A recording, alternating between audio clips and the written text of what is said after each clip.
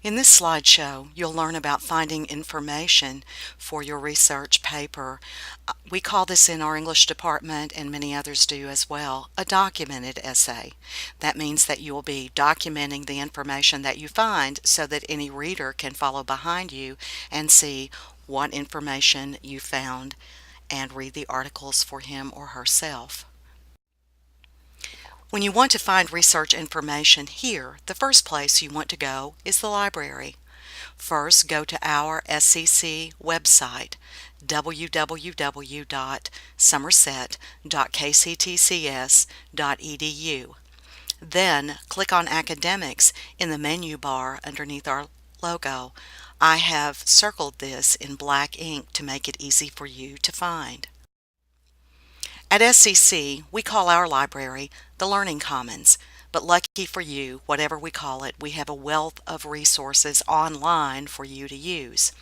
As you'll see below, excuse me, the Learning Commons is highlighted in yellow for you. You will click here next. As you can see, the Learning Commons is a library, but it's also more. Not only can you do research for your paper, find plenty of wonderful things to read or watch, but you can find tutoring help for almost all of our classes. In this composition course, however, you'll be using library resources. These will include books and movies, online dictionaries and encyclopedias, databases, and interlibrary loan in case our library doesn't have access to a resource that you need. I want to focus primarily, however, on databases. As you will remember from other course materials, academic writers should in general avoid Google.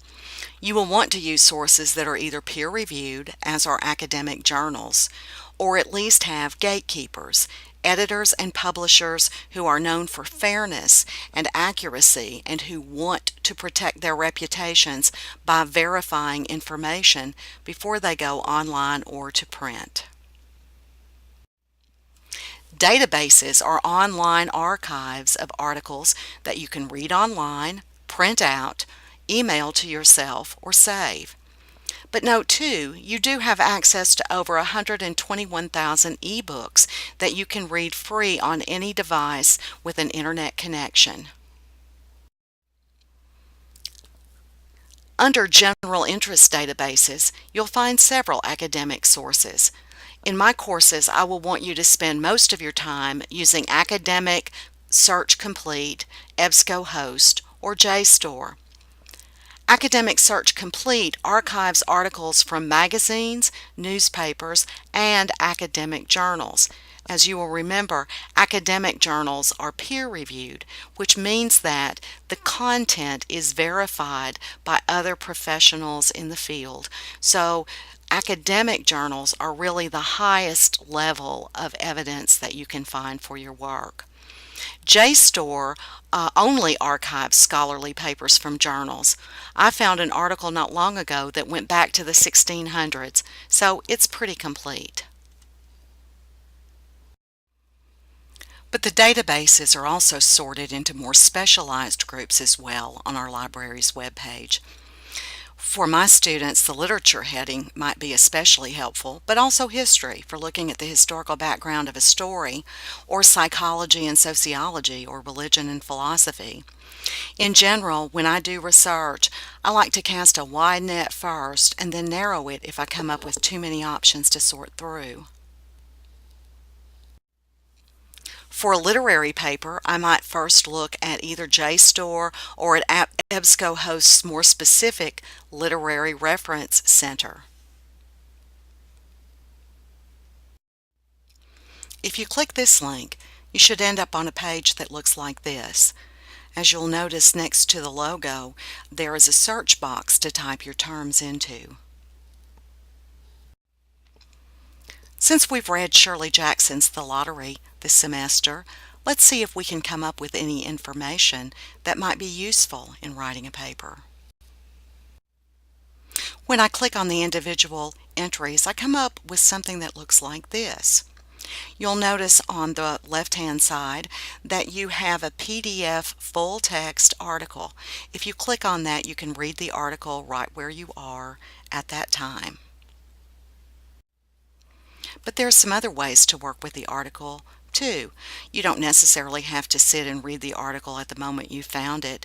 You can, as you see on the right hand side of the page, you can save the article to a flash drive, you can email it to yourself, or you can print it out. You can also find examples of how to cite the article in various documentation styles, but be careful. Sometimes the documentation styles will change slightly, or there may be formatting issues. The citation for MLA style below is the correct one. When MLA style changed some of the rules a year or so ago, it took the databases about a year to catch up.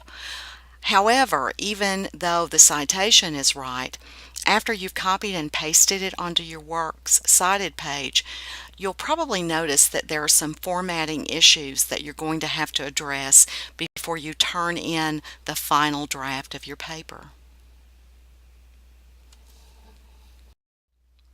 Here's an example of what I mean. I want to use this article in my paper as one of my works cited. I copied the citation and I pasted it into my Word document. I even found another source to use and pasted that one in as well. My work has certainly been made easier because the citation is mostly correct and I did not have to create it from scratch, nor did I have to type it in. But I still have some changes to make. Look at the citations and see if you can figure out what I'm going to have to do in order to make it comply with MLA style.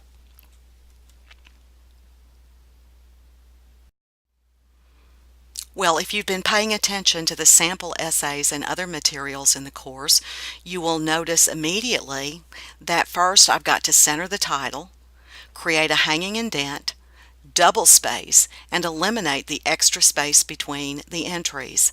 I'll give you a tip here. Go ahead and alphabetize as you add sources. That way you won't have to remember to do it later.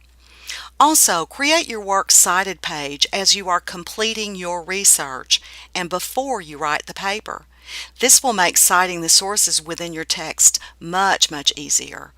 If you find out you don't need one or two of the sources that you've added, you can always delete them before you turn in your final draft. To make my document correspond to the correct MLA formatting, I can open up the paragraph drop-down menu. Note the highlighted areas below. The spacing is set to 0 before and after, the line spacing to double, and the special box for indentation is set at hanging. Here is what the document will look like after I've made these changes. I also need to add the date when I access the documents because there's no way the database could add this because there's no way they could know when I'm going to look up this material. Also, you might find it easier just to go ahead and do them all and then format them at the same time, or if you're OCD like me, you might want to go ahead and format them as you go. Once I've completed my paper, I'll have a separate document, but all I need to do is copy and paste all of this material on a separate page at the end of my paper, and I'm going to have the correct page number and header at the top and one complete, polished essay to turn in for my grade. Please don't use any of these sources. You might as well not use a source at all because these will lose you credit. Don't use Schmoop, GradeSaver, SparkNotes, eNotes, Homework Helper, Wikipedia, or any similar sources. These are not acceptable for college level research. You'll be graded, remember, not only on the number of sources you use, but on the quality. Sure, there are good, reliable sources out there that you can find using Google, but if you do, you're responsible for using good judgment about which ones are credible and which ones are not. If you do want to use an encyclopedia just for background information, note that the library has links to those as well, so you don't have to rely on Wikipedia. If you do find a source that you think is reliable, please feel free to send me the link and ask me. That's what I'm here for, to help you be successful in this class. Good luck on your paper. If you have any questions, let me know. Now you know where to start doing your research.